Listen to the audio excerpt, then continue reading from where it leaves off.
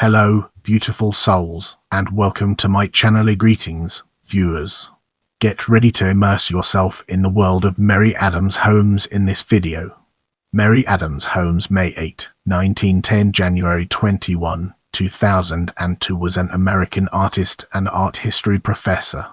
Her work integrated Greek mythology, Jungian themes, biblical figures, tarot imagery, and literary references. She taught at the University of Iowa, Ohio State University, the University of California, Los Angeles, and the University of California, Santa Cruz. Let's now zoom in on early life and uncover the hidden gems that lie within.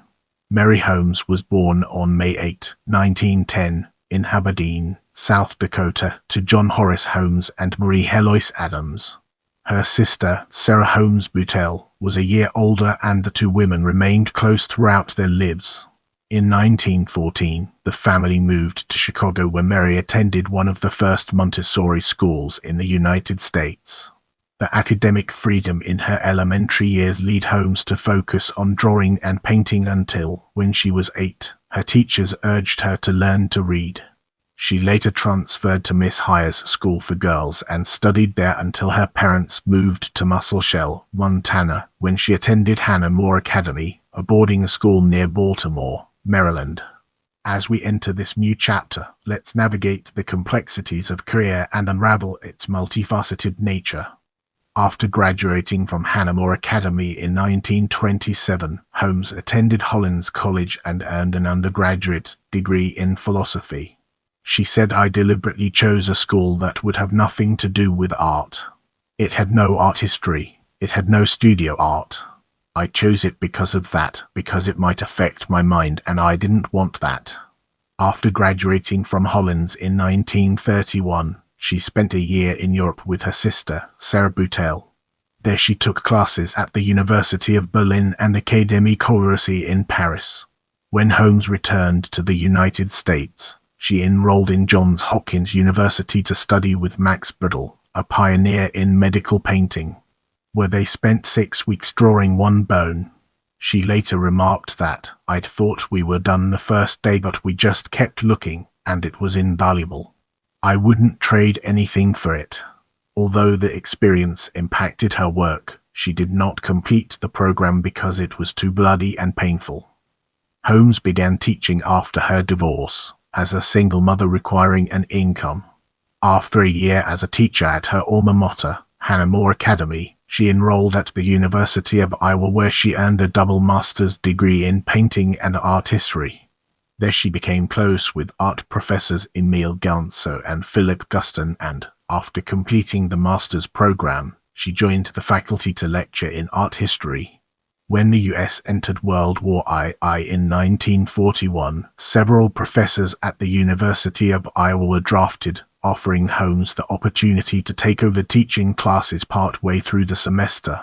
She credited this experience with compelling her to acquire a depth and breadth of material which improved her abilities as a lecturer. From 1947 to 1953, Holmes taught art history at Ohio State University, Columbus, and one of the first educational television programs on the local Columbus station. For the same station, she hosted late-night movies dressed as vampire. When she went on to teach at UCLA in 1953, she continued her career in television with a full for-credit course on the local Los Angeles station, which enrolled 1,058 students. At UCLA, Holmes became friends with historian Page Smith, who, in the early years, was recruited as the first provost of Cowell College at the new University of California, Santa Cruz. Smith invited her to join the college as a lecturer, and she became one of the first women faculty members at UCSC. She retired from UCSC in 1977 and continued to give public lectures in Santa Cruz for several decades. Holmes's sister, Sarah Buttell, once told a reporter, "Of course, she's not really an academic. She never has been and never wanted to be one. No, she has degrees and honors and all the trappings. But something about her lectures just captivates people." Get ready for an enlightening exploration as we dig into art and understand its role in the broader context. Holmes rejected modern abstraction in art, favoring instead a more traditional approach which featured figures and narrative.